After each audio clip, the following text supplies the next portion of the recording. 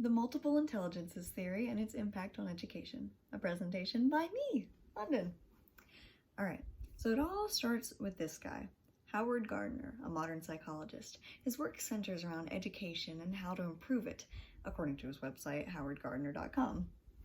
Around the 1980s, Gardner became dissatisfied with one-dimensional assessments of people like IQ tests and SATs, and he sought to establish a better, broader system of determining academic success and their strengths and weaknesses.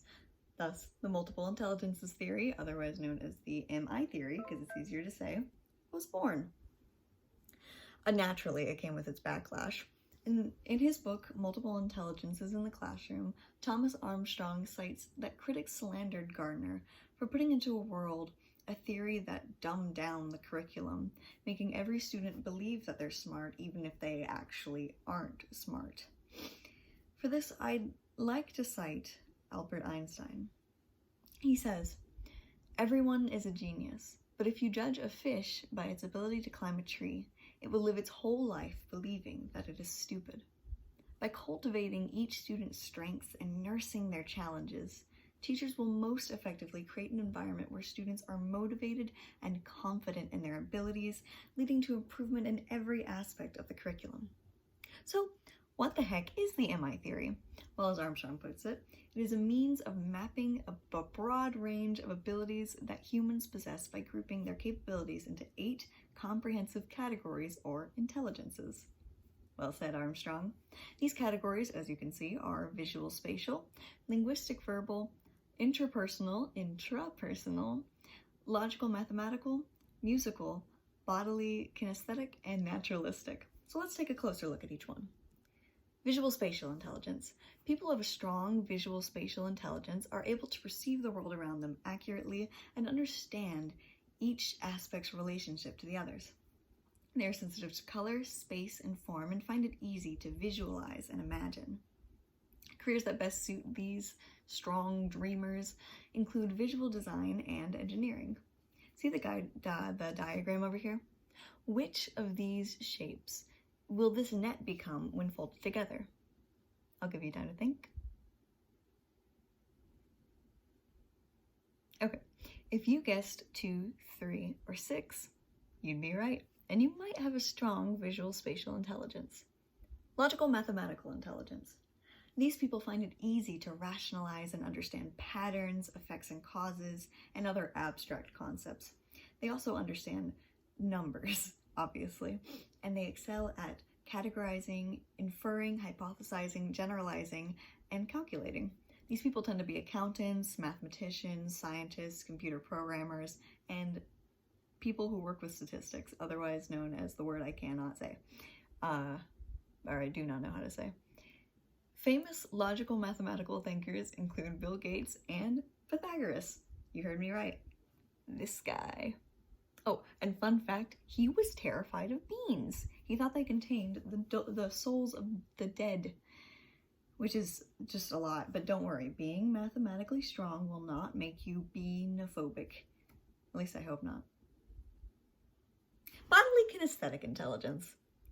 This one spans arts, STEMs, and athletics, covering folks who are able to express ideas through bodily movement, such as dancers and actors, people who are coordinated and tactile, like athletes, and people who are capable of steady, precise hand movements, like craftspeople, mechanics, and surgeons. Linguistic verbal intelligence. People with strong language skills, be it by storytelling or writing, are part of this group. They understand with ease the intricacies of language and are therefore able to manipulate it to their liking through rhetoric and syntax. These individuals succeed in careers such as speaking, playwriting, journalism, and of course, politics. Interpersonal intelligence. These individuals are highly perceptive to changes in body language, tone of voice, and facial expressions, which allows them to understand the intentions and feelings of others. They take in social cues and act accordingly, and they like to work in groups and collaborate. Careers for interpersonally strong people include teaching, management, and public relations workers. Musical intelligence, finally something I'm familiar with. Folks that are intelligent musically are able to detect, repeat, and transform rhythms and melodies. Their understanding of music ranges from intuitive to technical. Music fanatics, critics, composers, and performers all stem from musical intelligence. Famous examples include little Justin Bieber, well, always Justin Bieber, and the blind, cognitively impaired, autistic piano savant, Derek Paravincini. Intrapersonal intelligence. This category defines those with an acute understanding of themselves and their impact on the world around them. This knowledge pertains to strengths and liabilities, temperament, motivation for why they're doing something, and desires. They can set realistic goals for themselves, and people with interpersonal strength are intuitively aware of themselves and are able and prefer to work alone. You know who else was an intrapersonal thinker? Gandhi! And me. Last but not least, naturalistic intelligence. People who have a strong inclination towards nature can recognize and discriminate different classifications of flora, fauna, weather, geology, and other objects in the world around them. As you probably guessed, these are your agricultural workers, veterinarians, park rangers, and animal caretakers. Of course, every person is intelligent in each of these categories to an extent. People are often defined by their top 2 or 3, and children start to show their inclinations by the time they start schooling. As teachers, it is important to nurture all 8 of these categories in the classroom because it affects both us and the student. But how do we know which students are drawn to what? Well, comically, Armstrong cites that observing how students misbehave in class is the best indicator for what their inclination is for. For example, when I was a kid, I was always humming during class or while I was eating, and I preferred to play alone or work alone.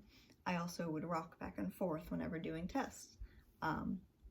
So these are some indicators, and try and see if you can recall any of your inclinations indicators that you showed as a kid. Kind of fun. So how do you, the teacher, go about handling these different people?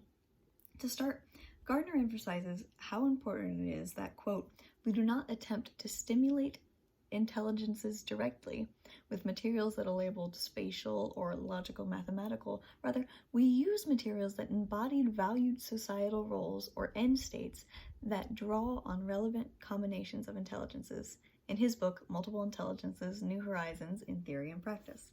A more efficient method to cultivate multiple intelligences is for activities to represent more than one. So let's look at some examples and identify what they represent. Sequencing the wind blew storytelling slider, where students color, cut out, and manipulate and orate a story of what the wind blows. What does this represent? Well, by incorporating coloring and visual representation of the story, visual learners, by cutting and pulling the paper slider, kinesthetic learners, and storytelling is great for linguistic learners. Well, how about this one? Nature scavenger hunt. Well, being out in nature appeals to naturalistic intelligence, and by picking their favorite stick and something they find beautiful, it nurtures intrapersonal intelligence, and determining whether an object is man-made or whether 2 leaves are from different trees appeals to logical intelligence. Last one. I don't have a visual for this one per se, because I participated in it when I was a junior in high school. We had to take a song and write a parody of it and stage it and perform it. So what does this work with? Well, incorporating skills with music appeals to musical, working as a group, interpersonal, writing parody, linguistic, and using our bodies to create a scene, bodily.